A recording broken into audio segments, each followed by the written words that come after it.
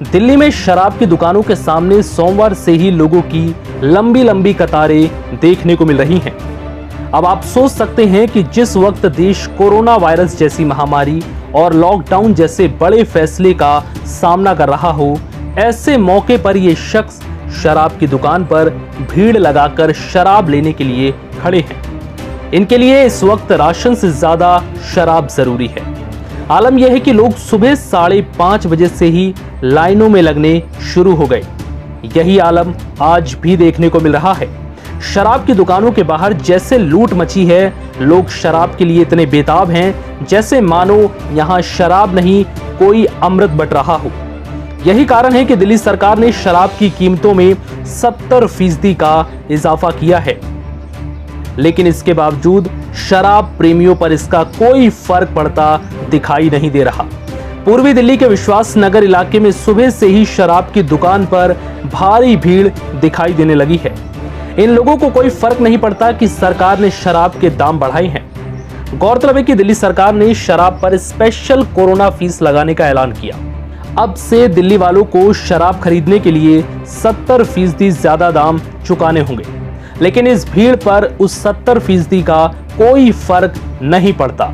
ये आप इन तस्वीरों के जरिए समझ सकते हैं, देख सकते हैं कि किस तरीके से ये भीड़ शराब की दुकान के बाहर बेताब है शराब लेने के लिए।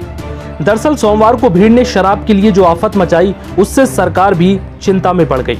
कोरोना से चल रही जंग के बेपटरी होने पर खतरा पैदा हो गया। लिहाजा अब दिल्ली सरकार ने MRP यानी कि बोतल में छपे मूल्य पर 70% स्पेशल कोरोना फीस वसूलने का फरमान जारी किया।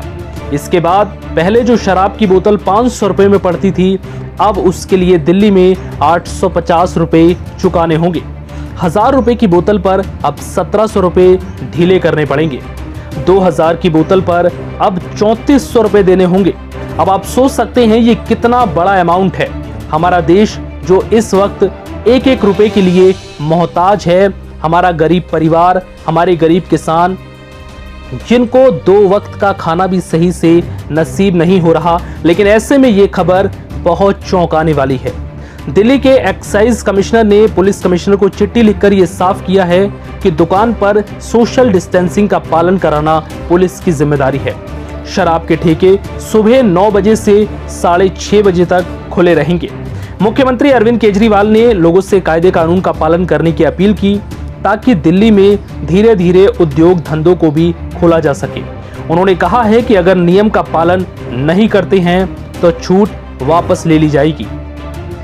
फिलहाल इस वीडियो में इतना ही।